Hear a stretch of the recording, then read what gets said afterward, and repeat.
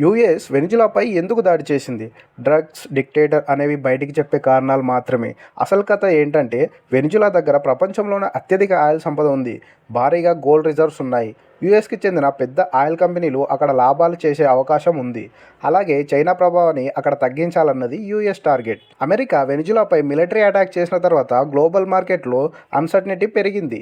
Crude ఆయిల్లో Venezuela పూర్తిగా oil మీద ఆధారపడే దేశం. అటాక్ వల్ల సరఫరా డిస్ట్రప్షన్ భయం ఉంది. అందుకే రాబోయే రోజుల్లో క్రూడ్ ధరల్లో అప్మూవ్ వచ్చే ఛాన్స్ ఉంది.